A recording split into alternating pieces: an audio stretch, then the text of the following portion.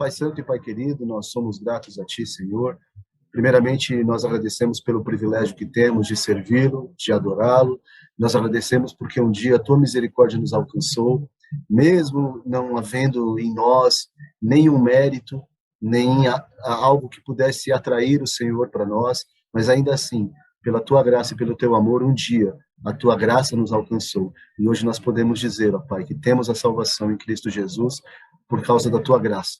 Obrigado por esse tempo, abençoa-nos, ó Pai, nesta 1 hora que estaremos juntos aqui, falando de um tema tão importante, tão profundo ao mesmo tempo, tão simples, que fala sobre o sacrifício de Cristo na cruz do Calvário, o sacrifício do Senhor, o fato do Senhor ter enviado o seu Filho para morrer, para que nós pudéssemos ter vida eterna, acesso aos céus. Ó Deus, obrigado pelo privilégio que temos, ó Pai, de poder ter esse acesso, e fala conosco através da Tua palavra neste momento, é o que nós te pedimos em nome de Jesus. Amém. Amém, gente. Rosângela também acabou de entrar. Eu vou compartilhar, boa noite. Eu vou compartilhar aqui com vocês uma apresentação que eu fiz, para, como eu disse, né, para basear realmente as nossas percepções aqui a respeito do tema expiação. Mas antes de compartilhar, eu gostaria de ouvir um pouquinho de vocês, né? Eu queria que vocês abrissem o microfone aí, e aí eu queria que vocês falassem aqui o que vem à sua mente quando você ouve a palavra expiação, né?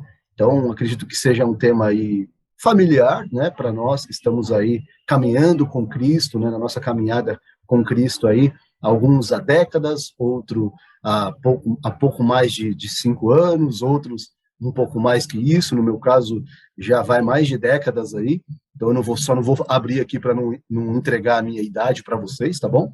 Mas tem mais de 2 décadas pelo menos. Mas eu gostaria de ouvir vocês. Quem gostaria de abrir o microfone aí e falar o que vem à sua mente? O que você pensa sobre a palavra expiação? Quem gostaria de ser o primeiro ou a primeira? A Simone está brincando aqui, espiar, mas ela está só brincando, tá? Não é dica, não, é uma dica errada que ela está dando aqui. Mas expiação com X, né? Isso é importante. O que vem à sua mente? Claudinho entrou agora aí, vamos lá. Entrou na hora do debate, Cláudio. Então fique à vontade aí se você quiser abrir. Um de cada vez, hein, gente? Expiação. Ele pode falar, Ricardo? Claro, tá? Eu não consigo ver. Eu estou no celular, não consigo ver. Eu não compartilhei ainda nada. Eu quero só ouvir primeiro, depois eu compartilho. Você pode falar, Núbia. Acho que tem a ver com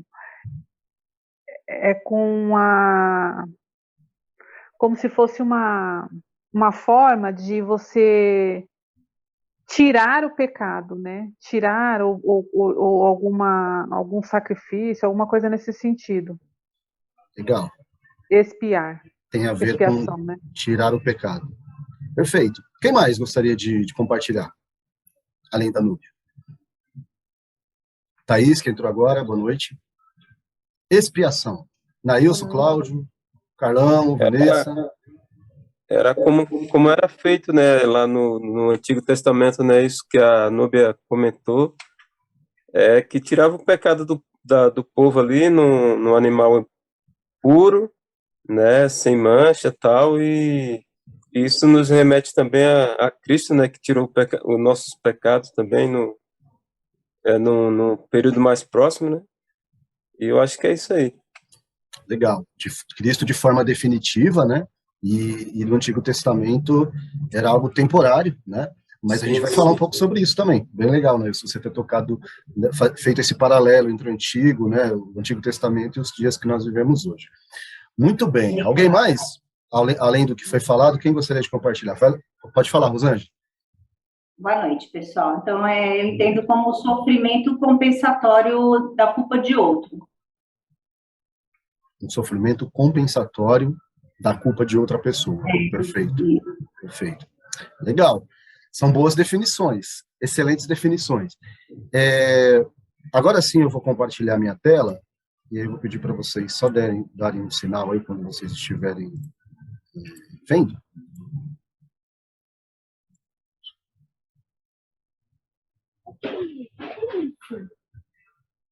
Já estão vendo? Sim. Legal. Só vou deixar Sim. aqui, colocar aqui na tela cheia. E aí a gente começa realmente falando sobre a definição. E aí vocês vão perceber, Rosângela, Núbia, Nailson, e os que não falaram, mas têm uma noção, a gente vai primeiro para a definição, né? O que os dicionários dizem a respeito da palavra expiação.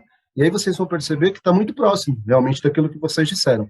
Então, a primeira definição que está ali é purificação de crimes ou faltas cometidas, né? Faltou um S aqui, faltas cometidas. E aí, uma segunda definição, e aí eu penso que essa esteja mais próxima do nosso contexto, daquilo que nós estamos propostos a discutir aqui nessa noite, né? É um meio usado para expiar-se penitência, castigo, cumprimento de pena, sofrimento compensatório de culpa.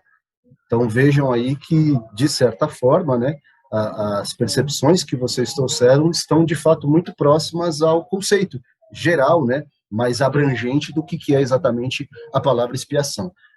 A Rosângela falou sobre sofrimento compensatório, né, então tem a ver, sim, sem sombra de dúvida, com algo que você faz em prol do outro, não necessariamente em prol de si. Então a gente já começa a ter uma noção aqui, né, de como a palavra expiação, esse conceito de expiação, e principalmente a doutrina de expiação bíblica, ela está relacionada com o bem-estar do outro, com algo que eu faço em favor do outro, e não necessariamente ao meu favor. E aí a gente já começa a abrir a nossa mente, né, de quão grande foi esse sacrifício, e quão maravilhoso também foi o sacrifício de Cristo em favor de outros, né, em favor da humanidade. E aí eu gostaria aqui, a partir de agora, de começar a trazer um pouquinho, né, conceitos bíblicos, principalmente um panorama bíblico, né, do que eventualmente aconteceu, por que se fez necessária, essa é a palavra que eu quero utilizar, por que a expiação se fez necessária. Então, tudo parte de um conceito, de um princípio, que é o tema central da expiação, né, que eu estou compartilhando com vocês aqui agora. Tudo parte, tudo se inicia, né, tudo tem origem, ou seja, a expiação se fez necessária a partir da natureza de Deus. E aí, no primeiro item que vocês estão vendo no slide, está dizendo exatamente que a natureza de Deus, o nosso Deus, a natureza de Deus é perfeita e totalmente, absolutamente santa. O pecado lhe causa repulsa. E nós entendemos que pecado é tudo aquilo que o desagrada, qualquer tipo de desobediência aos seus mandamentos. Então isso causa repulsa a Deus. Deus odeia o pecado, e nós sabemos perfeitamente disso. Deus é amoroso e deseja que suas criaturas desfrutem de comunhão com Ele. E aí existe um paradoxo muito interessante, né? Porque à medida em que Deus ele tem repulsa pelo pecado, ele tem o desejo e a intenção de se relacionar com criaturas potencialmente pecadoras, né? Eu já ouvi alguém dizendo, um pregador dizendo, que o homem é o risco de Deus. E é muito interessante, né, essa frase, que quando Deus criou o homem, mesmo a sua imagem e semelhança, Deus, na sua onisciência, tinha a convicção, ele sabia que aquela criatura iria desobedecê-lo, iria descumprir os seus mandamentos, e pior, poderia inclusive se virar contra ele próprio, Deus, o criador dessa criatura. Mas ainda assim, Deus escolheu, tomou a decisão de correr esse risco. Daí a frase, o homem é o risco de Deus, né? Deus se arriscou ao criar uma criatura que potencialmente poderia se virar contra ele próprio. Mas isso tudo, o que moveu Deus a correr esse risco, de acordo com esse pregador? O seu amor. O amor dele, ele fez com que ele corresse esse risco.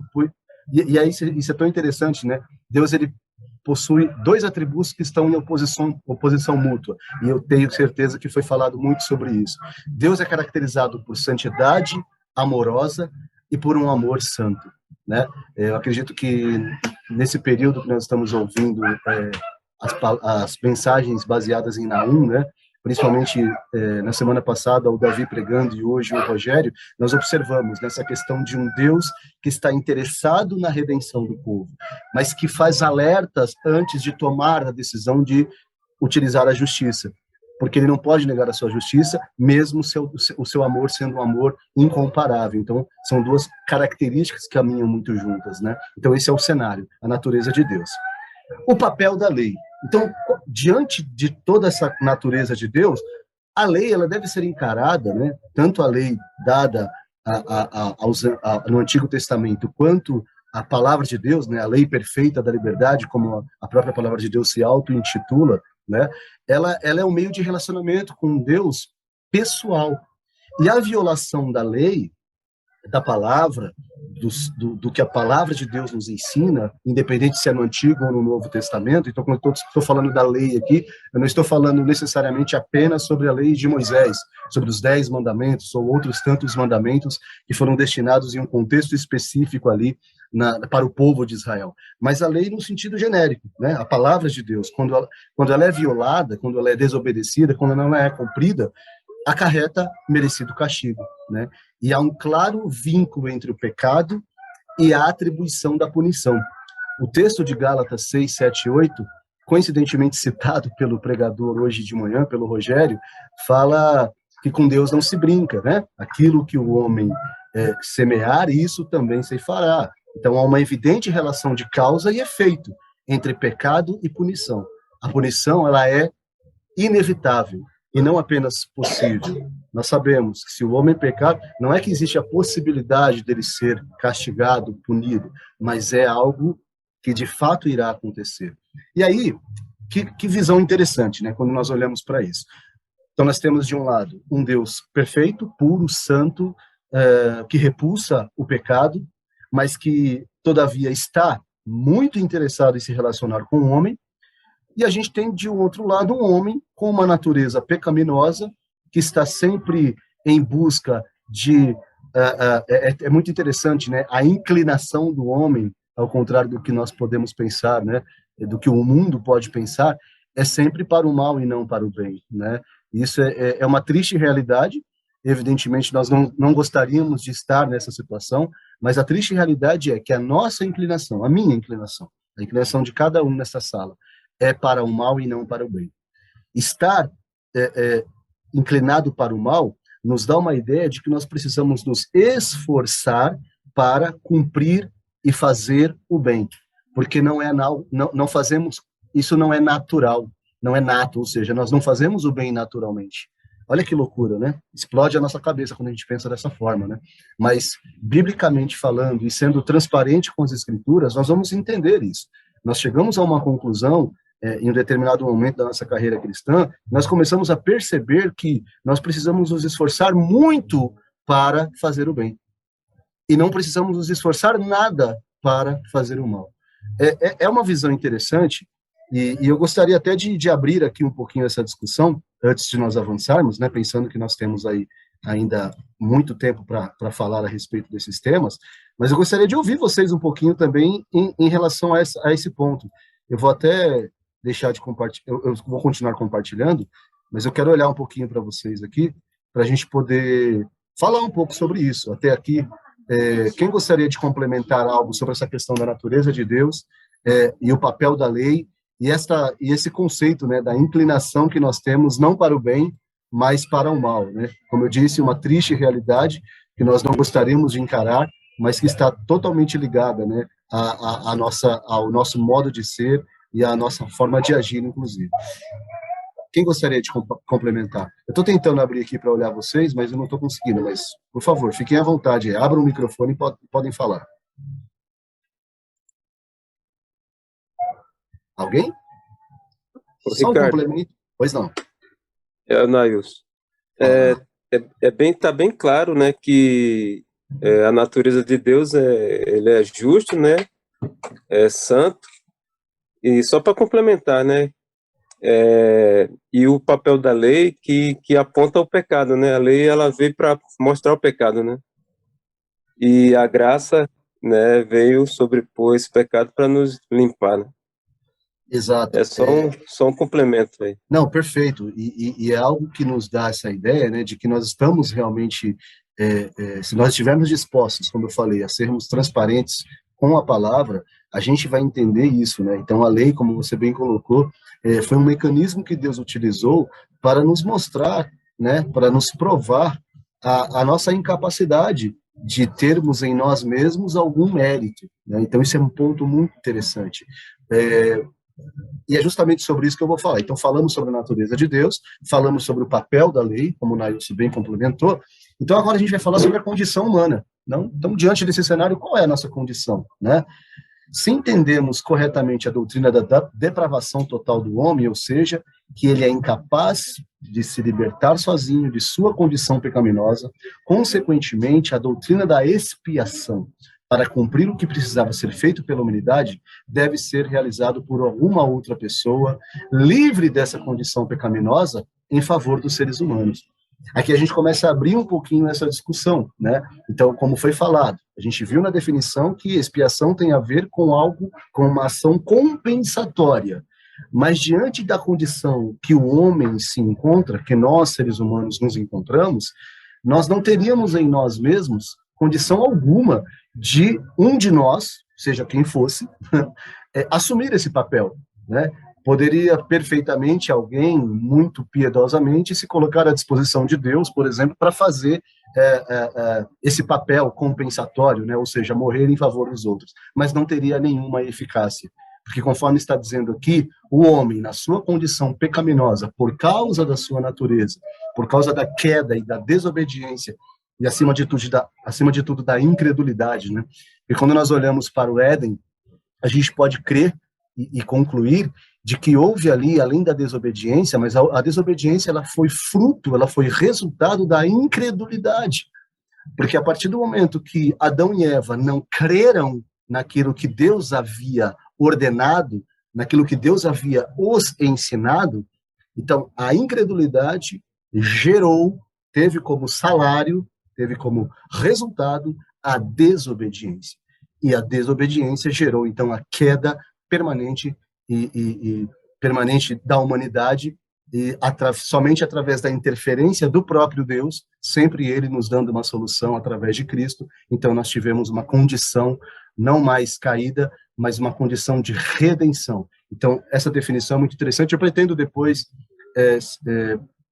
transmitir esse conteúdo aqui para os irmãos, para que vocês tenham aí como consulta posterior, caso queiram se aprofundar no tema, né? Até porque nós temos apenas 60 minutos para falar de algo tão pulsante, né? Então eu vou compartilhar com os irmãos essas informações, tá bom? Então veja que aqui nós começamos a abrir. Então a condição humana, era necessário então que isso fosse realizado por outra pessoa, né? Como está dizendo aqui, livre dessa condição. E aí a gente vai avançar justamente para chegarmos então nesta pessoa bendita, né? O Senhor Jesus Cristo. O conceito de Cristo ele é crucial dentro dessa discussão da expiação, né? Sabemos que Cristo, Deus homem, a segunda pessoa da Trindade, eterno, pré-existente, é da mesma substância, tanto em sentido quanto em grau do Pai, nesse aspecto, né? O próprio Deus encarnado, como diz João capítulo 1, né? No princípio era o Verbo estava com Deus, e o Verbo era Deus, e segue dizendo que o Verbo se fez carne e habitou entre nós, ou seja, o próprio Deus encarnado. Deus ele não se conteve, mais uma vez, né? O amor de Deus tão tremendo, um amor que foi tão intenso na sua plenitude, que ele não se contentou, né? Então, é muito interessante quando a gente olha para a história da Bíblia, né? Desde o Antigo Testamento até o Novo, nós podemos observar a história de um Deus em busca de um homem que está sempre fugindo dele, né? É muito louco isso, né? Porque é aquele amor que persegue de fato, né? Eu gosto da forma como o Salmo 23 acaba, o Senhor é meu pastor, nada me faltará, é o início, e aí o texto segue de forma linda, dizendo, e aí no final, o último versículo diz, certamente que a bondade e a misericórdia do Senhor me seguirão todos os dias da minha vida. Seguirão, ou seja, é como se nós estivéssemos fugindo, né? E a bondade e a misericórdia nos seguindo, nós andando por um caminho e Deus nos vindo atrás de nós, o amor, né? Aquele amor obstinado de Deus em busca do ser humano. E aqui a pessoa de Cristo é certamente a plenitude desse amor, né? Nenhum outro ser humano já foi ou virá a ser divino. Ele acrescentou à natureza humana a divindade. Como Jesus foi um de nós, 100% homem, pôde, ele sim, ser o nosso representante, né? Em Gálatas 1 e 5 vai falar sobre isso. A morte de Jesus tem um valor infinito porque ele também é 100% Deus. Então, o ato de Jesus na cruz, ele foi perfeito, definitivo. E aí sim, de fato, compensatório, eficaz e eterno, né? Então nós conseguimos ter acesso ao Pai através da atitude de Deus, enviando o seu Filho Jesus, se fazendo o próprio, para falar a nossa língua, né? Eu gosto também dessa figura de que Deus ele sempre esteve interessado em se relacionar com o homem, né? Então ele começa a se relacionar com o homem, com a humanidade, né? Através de Abraão, Moisés, falando de forma, através do monte, através da sarça, através de elementos da natureza. Mesmo assim, o homem não se deu conta, né, não se atentou para a voz de Deus e para reconhecer esse amor. Depois ele se aproxima um pouco mais. De que forma ele se aproxima um pouco mais? Qual foi o segundo passo dessa perseguição obstinada do amor de Deus em relação à humanidade? Através dos profetas, homens que falavam, boca de Deus, né? Homens que estavam mais próximos da humanidade, homens que estavam ali vivendo o contexto. Mas qual foi a atitude da humanidade? Desprezar os profetas, mataram os profetas, ignoravam aquilo que os profetas diziam. Mas Deus não parou por aí. Então, primeiro nos montes, depois através dos profetas, e aí qual foi o próximo passo? Entre nós, através de Jesus. Se fez um de nós. Então veja, que a história da Bíblia é uma história de um Deus obstinado em perseguir, um amor obstinado de Deus em perseguir, entre aspas, essa humanidade. E aí ele habitou entre nós, esteve entre nós, o próprio Jesus. A gente vai lembrar da parábola da vinha, né? Quando o Senhor da vinha diz, vou enviar o meu filho. Quem sabe eles, o vendo, não façam o que estão fazendo com os demais agricultores, trabalhadores. A gente entende que a parábola é uma figura da história da humanidade, né? Deus, o Senhor da vinha é o próprio Deus, a vinha é o mundo, e os trabalhadores eram os profetas, os homens de Deus que foram sendo enviados, e qual era a atitude daqueles homens que estavam na vinha? Matavam todos eles. E aí quando ele mandou o filho, acharam que ele teria consideração? Não teve. Então a figura de Jesus está aí. Mas não para por aí, né? Então, nos montes, através dos profetas, através de Jesus, e hoje em nós, através do Espírito Santo. Não apenas entre nós, mas em nós, né? O Espírito Santo, nós somos morada de Deus. Olha que coisa fantástica. Deus escolheu, então, já que não houve condição de se relacionar com o homem de outras formas, inclusive com o próprio Filho Jesus, ele decidiu, então, estar dentro de nós através do Espírito Santo. Então, a Bíblia é uma história de amor maravilhosa, né? Então a gente começa a entender isso. Alguém tem um complemento aí? Gostaria de fazer? Ricardo, eu queria tirar uma dúvida. Sim, fala, Lu. É que, na verdade, eu entrei 5 minutinhos atrasado, você estava falando uma frase que Deus... Eu não sei se você estava fazendo uma ilustração ou apenas falando algum comentário de algum escritor que falou que Deus ele se arriscou, mesmo sabendo que o homem... Sim, eu fiz uma citação, de fato, de uma pregação de um pastor que eu ouvi há um tempo atrás, e ele estava dizendo, ele afirmou dentro de um contexto de que o homem é o risco de Deus. porque só para te explicar, Lu, porque ele dizia, e nós cremos também dessa forma, de que quando o homem quando Deus, decidiu criar o homem, ele, na sua onisciência, sabia que aquela criatura poderia se voltar contra ele, poderia desobedecer, como de fato aconteceu, poderia inclusive se voltar contra ele, mas ainda assim, o amor de Deus foi tão maior que ele tomou a decisão de ainda assim correr esse risco, né? Então foi nesse sentido que eu estava dizendo. Ficou claro isso? Eu não concordo, mas tudo bem. Oi? Eu não concordo, mas tudo bem. Então vamos lá, eu gostaria de ouvi-la então. Eu não concordo que Deus se arriscou, né? Acho que tudo que Deus, assim, a minha opinião, né? Sim, claro. Biblicamente e pelo que eu entendo. Mesmo porque Deus já sabia que quem agiria que o homem pecaria e que quem agiria na vida do homem para que o homem se convertesse e tivesse boas ações é o Espírito Santo. Então, assim, como você mesmo falou, existe a doutrina da depravação total. Nós não temos condição nenhuma de nós mesmos tomar atitudes boas, né? Ir para o bem. Então, Deus, ele já sabia disso, ele já sabia que o homem ia pecar, então eu acredito que ele não tenha se arriscado. Deus, eu não consigo mensurar essa frase de que Deus se arriscou. Na minha opinião, não. Ele fez já sabendo que tudo que ia acontecer. Não foi um risco que ele correu. Perfeito. Antes de eu complementar... Para minha humilde opinião, não, claro. Assim, você não, mas eu não. Que Deus se arriscou, a frase me chocou, de verdade. Mas dentro do contexto eu entendi o que você quis dizer também, né? Deus, ele nunca é surpreendido, sem sombra de dúvida, né? Ele nunca é pego de surpresa, né? Nada o que acontece está fora daquilo que Deus, dentro da sua onisciência, né?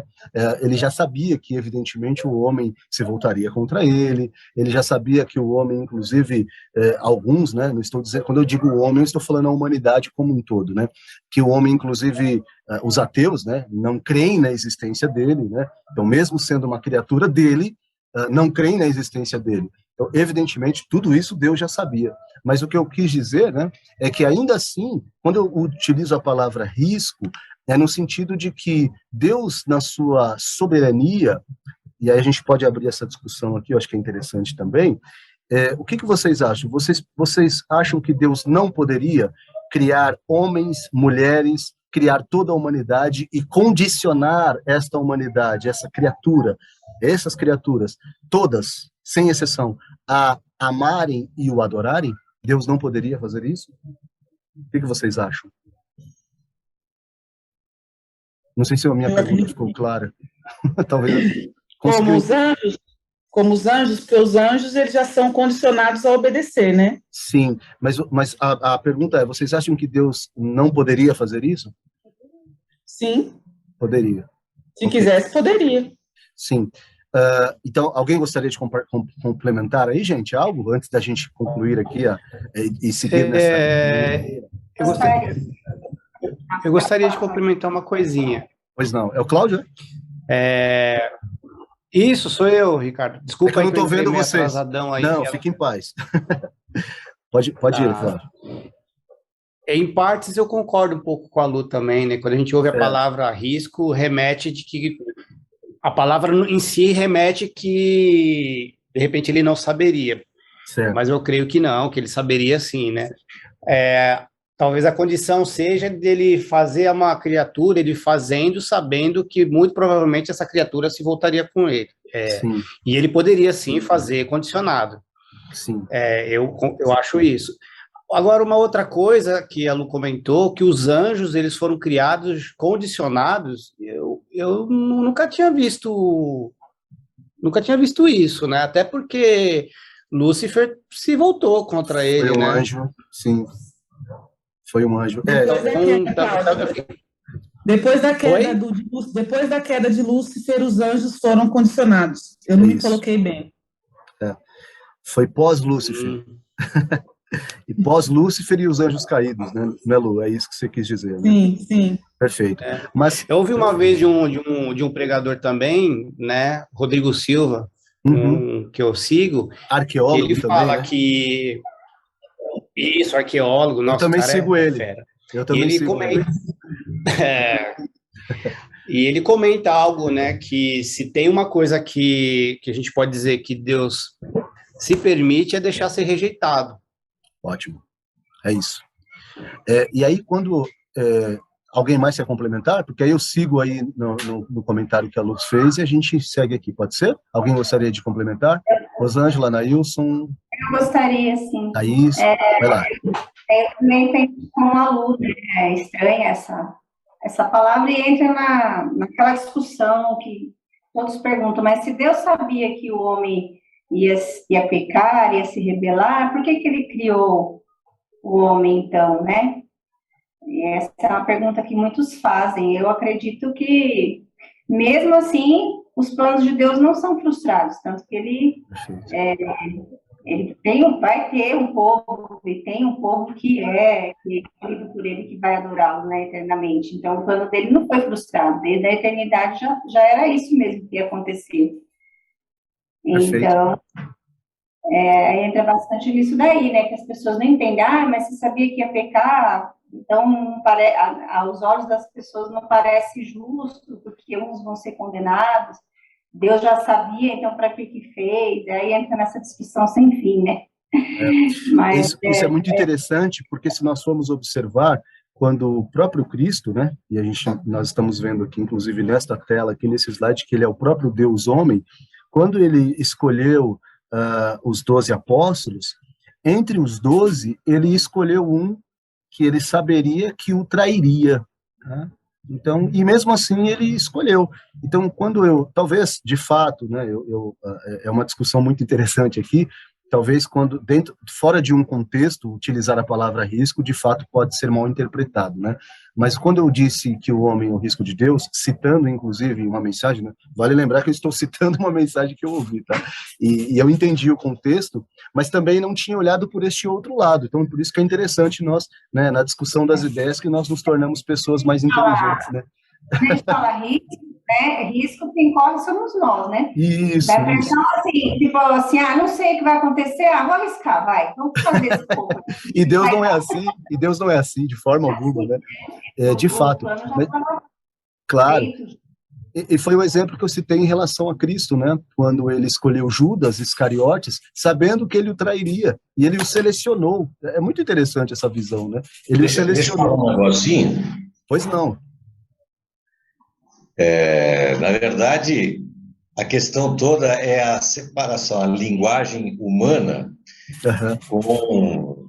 ela é limitada, nós somos limitados no entendimento e a nossa comunicação, evidentemente. Então, até o próprio julgamento, né, nessa questão de que, se Deus sabia que ia acontecer isso, que haveriam pessoas que iriam para o inferno, por que Deus criou? Então a gente começa a querer julgar Deus. Dentro da nossa perspectiva, nossa perspectiva limitada, pecadora, quer dizer, quem somos nós para querer entender a mente de Deus?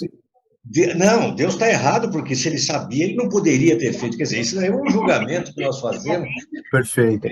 A coisa é complicada, né? Mas a questão do risco, se nós olharmos para essa perspectiva de Deus, realmente a palavra risco não cabe. Exato. Porque, efetivamente, risco significa uma coisa que você não tem conhecimento. É o imprevisível. Né? Com Deus não existe isso. Então, quando ele coloca essa questão do risco de Deus, isso é uma semântica, isso daí é uma questão apenas de colocação dentro de uma linguagem humana, né? Para mostrar um lado de que Deus, na verdade, é tão soberano e tão amoroso que ele fez, sabendo o resultado final, mas ele quis fazer, ponto. Exato. E a ênfase é justamente no amor, né?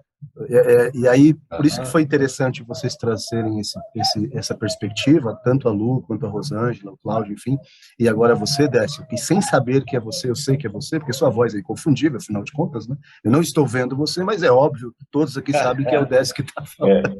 Sou eu mesmo.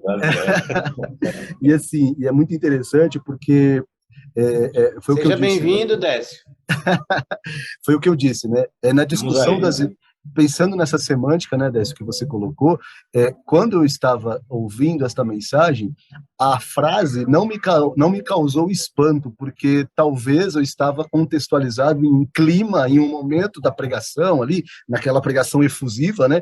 Mas foi muito interessante isso, porque quando a Luciana e a Rosângela trouxeram um outro lado, poxa, abriu a mente. Então isso é um ponto interessante, né? Quando diz o Jean Piaget... Ricardo, talvez ele tenha a expressão melhor que ele poderia ter usado, tipo assim, farei assim mesmo, independente. Sim, soberania. Porque o meu plano já está pronto, já é perfeito.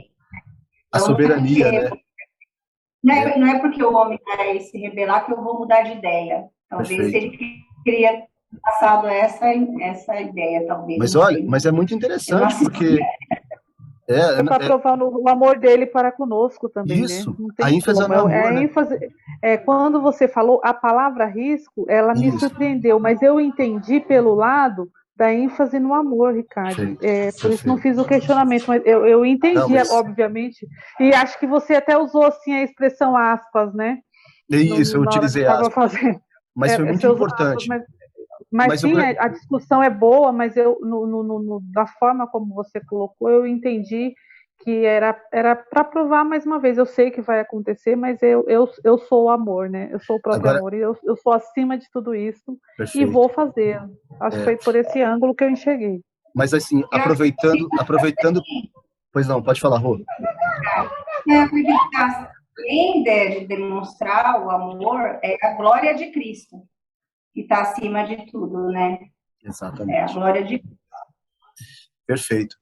Para a gente avançar aqui, nós devemos lembrar, mas é ótimo, né? Existe um educador antigo do século passado que diz assim, que é na discussão das ideias que nos tornamos pessoas mais inteligentes. Olha só, eu acho fantástico isso, porque olhar uma perspectiva diferente só nos faz crescer, né? E aproveitando a palavra, né? Dar aula é correr risco também. É verdade. Quanto mais a gente fala, mais risco tem de errar. Aí sim o risco, aí o Ricardo. risco cabe. Desculpa, Ricardo, é que eu entrei 5 minutos Você saiu atrasada, bem, hein? como eu falei. E peguei bem você Brincadeira. falando essa frase, aí me chocou. Não, foi ótimo. A Desculpa. discussão, não tem que se desculpar, não. A discussão é muito autêntica e é muito válida, certo. fiquem tranquilos. Vamos avançar. Falamos de Cristo, e aí, Nailson, lá no início, Nailson, na sua definição ali, quando ele falou sobre expiação, né, nós estávamos falando, né, o que é expiação para vocês? Nós abrimos a aula com esse questionamento e alguns se posicionaram.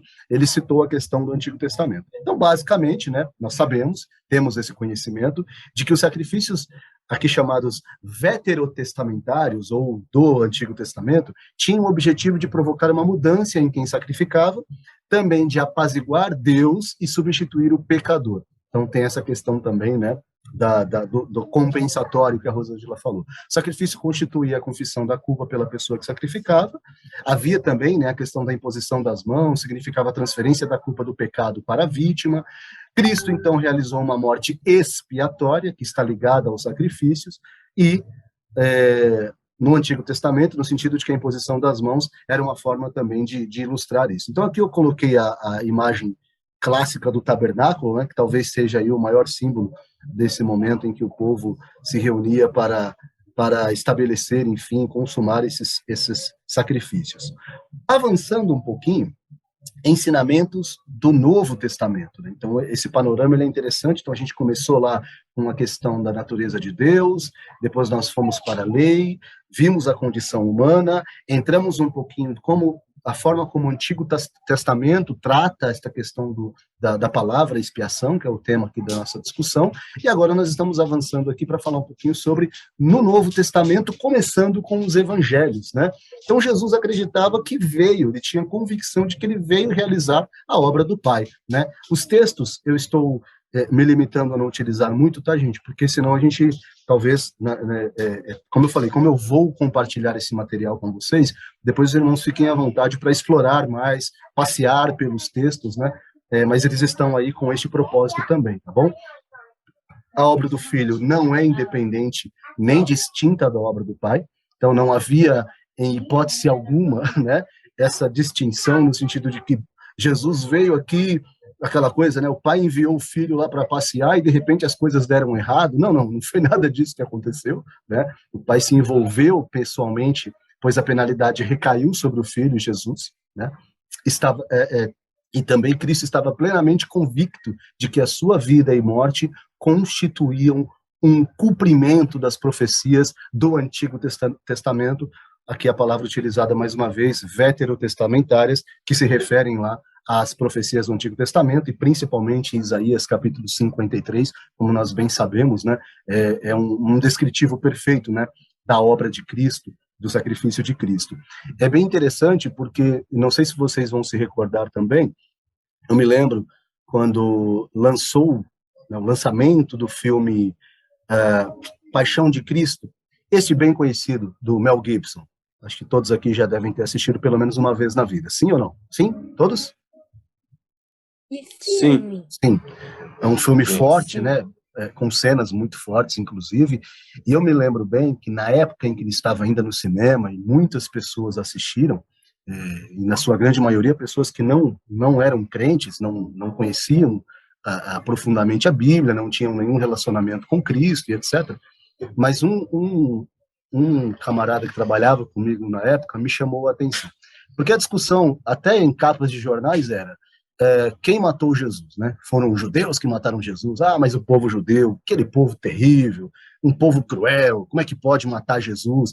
Porque eles se basearam, evidentemente, muito nas imagens do filme, e as imagens realmente são fortes, a gente sabe, né?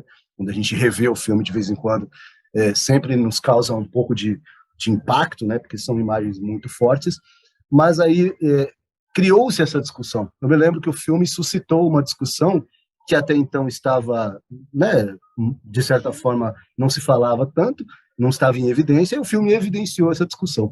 Ah, quem matou Jesus? Foram os romanos que fizeram tudo, né? O Império Romano na época. Não, foram os judeus, porque foram eles que provocaram.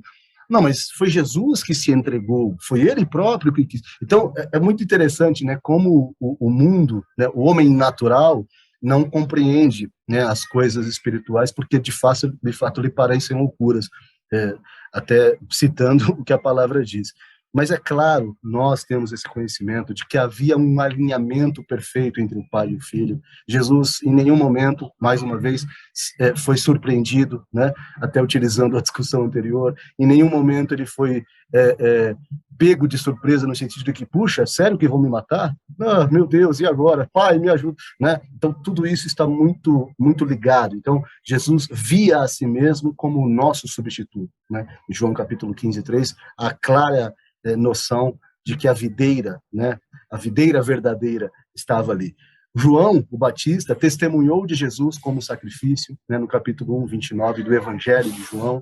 Jesus tinha uma profunda percepção de que ele era a origem e o doador da verdadeira vida. Então veja que aqui Jesus, apenas demonstrando nos evangelhos, né, Mateus, Marcos, Lucas, João, no evangelho descrito por esses 4 autores, de que Jesus tinha total noção, total consciência de que sim, ele a missão dele, acima de tudo, era fazer com que ele fosse o elemento dessa expiação, e aí, como o Nailson bem disse também, fazendo uso da simbologia que se tinha no passado, né, com o Cordeiro, e nós sabemos perfeitamente, ele é o Cordeiro de Deus, que tira o pecado do mundo, e que não somente cobre o pecado, como era no Antigo Testamento, né? Havia uma cobertura do pecado, mas tirar o pecado do mundo, somente o Cordeiro verdadeiro, o Senhor Jesus, e glória a Deus por isso. Amém.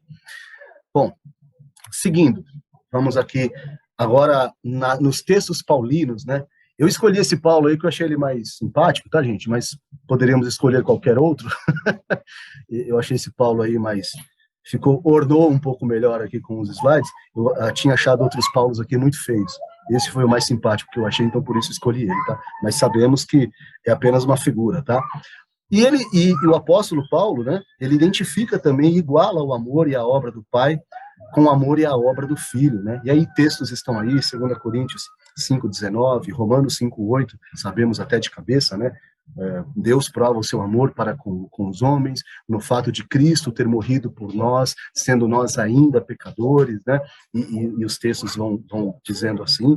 O tema da ira divina também tem destaque nas obras de Paulo, né? Romanos 1:18, enfim, 3:21-26. Paulo pensava na morte de Cristo e se referia a ela como um sacrifício expiatório, afirmou que Cristo morreu por nós e em nosso lugar, e, enfim, ele vai aí trazendo muitas outras.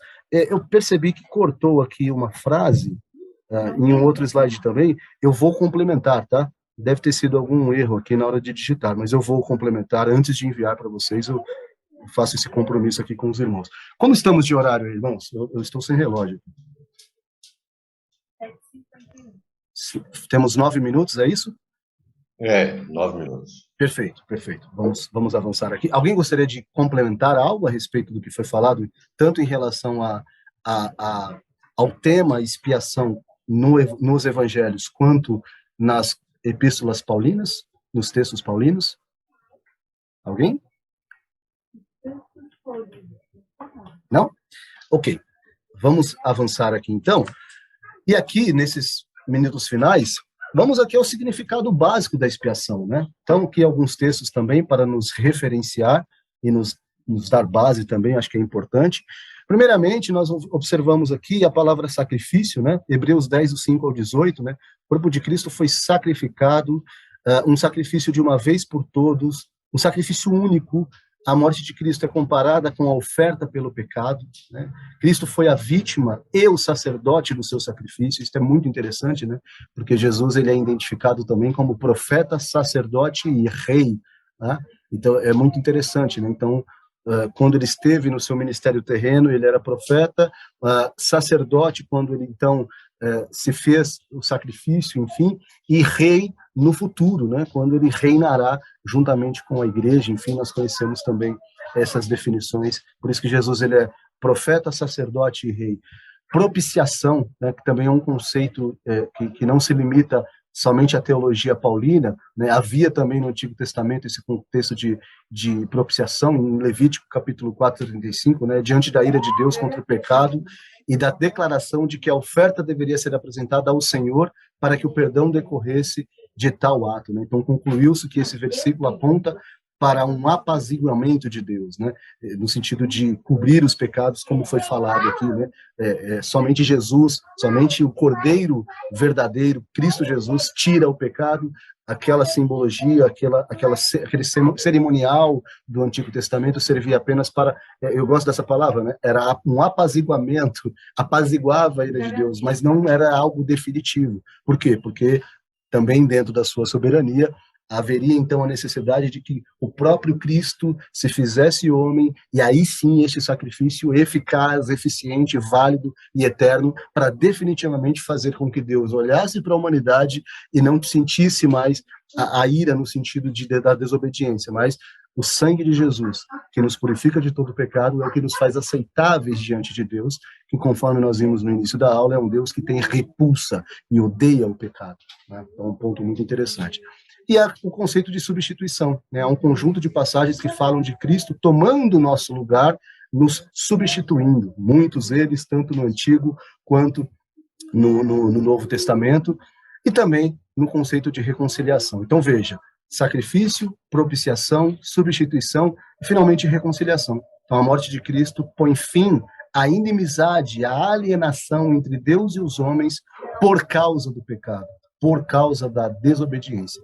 Mas como nós temos aprendido e experimentado, principalmente, o amor de Deus é um amor obstinado, né? Um amor de Deus que é um amor que nos persegue, e o próprio apóstolo Paulo citado aqui diz que nos constrange. Eu acho maravilhosa essa frase, né? Porque, de fato, nós nos sentimos constrangidos com tão grande amor que Deus dispensa a cada um de nós. E, infelizmente, o homem natural não tem esta visão, não tem esta compreensão, e muitas vezes nem é constrangido, né, por tão grande amor. E quando nós, pela graça de Deus, começamos a experimentar e ter acesso a essa graça, né, através de Jesus, a salvação, e não somente a salvação, mas tudo aquilo que Deus nos proporciona a partir do novo nascimento, é de fato constrangedor, né? Nós nos constrangemos no sentido de olhar para isso e dizer, olha, nós não somos dignos, não merecemos, mas o amor de Deus, ele é tão tremendo e tão presente no nosso dia a dia, que nós nos sentimos constrangidos, né? Então, Paulo, ele foi muito feliz quando ele usa a palavra constrangimento, né? O amor de Deus nos constrange. E é isso que nós aprendemos, meus amados irmãos, com o tema, com o significado básico da expiação. Então, para encerrar, eu gostaria de deixar ainda, talvez, não sei se temos ainda 4 minutos, né, pelas minhas contas aqui, e eu vou deixar de compartilhar para olhar para vocês, agora sim, já agradecendo por este tempo que nós estivemos aqui reunidos. Espero ter, de alguma forma, aí, levado a uma reflexão, a um pensamento, né, e principalmente a uma valorização, né, daquilo que Deus fez por nós. E, como eu disse, né, a melhor forma de concluir esta aula é usar a palavra que Paulo usou, né, o amor de Deus nos constrange. Que a expiação foi isso, né, foi a plenitude do amor do Pai. Pode falar, Núbia.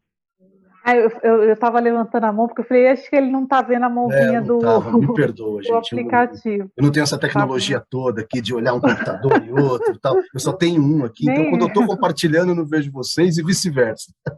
nem eu. Você viu o início daqui, né, no comecinho. Ricardo, eu entendi a questão da expiação, tudo, acho que está claro. É que você tinha comentado algo no início, você até deu como exemplo do Salmo 23, né? E aí, agora no final, você voltou, né, com a palavra persegue, né? E aí eu estou aqui, né? Depois que eu depois que eu descobri naquela aula que o esvaziou se somou, então algumas coisas a gente começa a se questionar mais, né? Uhum. Aí quando fala assim, né, certamente que a bondade me E a seguirão misericórdia. todos os dias, e a misericórdia me seguirão, né?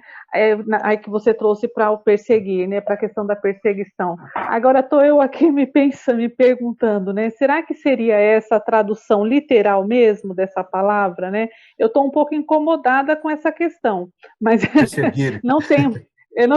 eu não tenho as respostas aqui. Certamente acho que caberia uma consulta aí nos dicionários gregos, não sei se alguém já Sim. fez isso, ou se você mesmo já O fez. hebraico, no caso, né? No hebraico, perdão.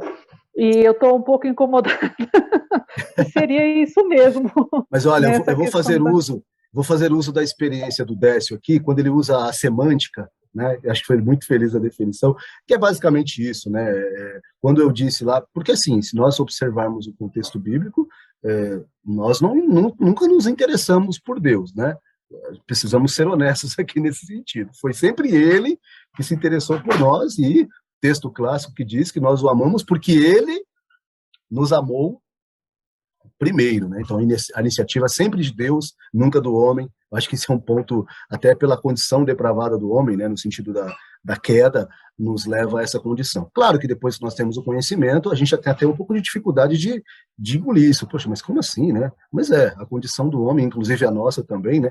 E Romanos 5:8 aqui citado diz isso, né? Deus prova o seu amor para conosco, em que Cristo morreu por nós, mesmo sem nós merecermos, né? Sendo nós ainda pecadores. Acho que esse é o cenário. Mas é um bom ponto, viu? Fica aí uma lição de casa para todos nós aí para um próximo encontro. Valeu. Eu queria até comentar sobre isso daí, se me permite. Vai lá, Décio. Na verdade, na minha visão, esse versículo, quando ele diz, certamente me seguirão todos os dias da minha vida, o ponto de partida da interpretação é que elas estarão presentes. Eu estarei na casa do Senhor para todo sempre, e a bondade e a misericórdia estarão junto comigo. É nesse sentido de estar presente. Isso. Agora... É a tradução da palavra, né? A palavra ousada, talvez. Exatamente. E a interpretação é exatamente essa, na tradução para a nossa língua. Agora, o que o Ricardo falou também é mais também no sentido figurado também, que dá também sentido, de que ela estará comigo, estará me perseguindo, ou seja, você não vai sair da minha bondade, ou seja... Nem nos separará, né, do amor de Cristo. Nem nos separará do amor de Deus, ela estará presente comigo, me persegue, mas não no sentido de ela estar atrás, eu correndo dela e estou atrás, não, porque aquele irmão... Olha que tem gente que corre, mas é que tem uma... Eu queria... e é uma lição de casa para mim também, eu estou entendendo o que vocês colocaram, obviamente que não é não seria uma corrida, mas é uma lição de casa mesmo, minha também, para poder ir atrás da melhor tradução, de uma tradução mais adequada, talvez, aqui. Não, perfeito, ótimo.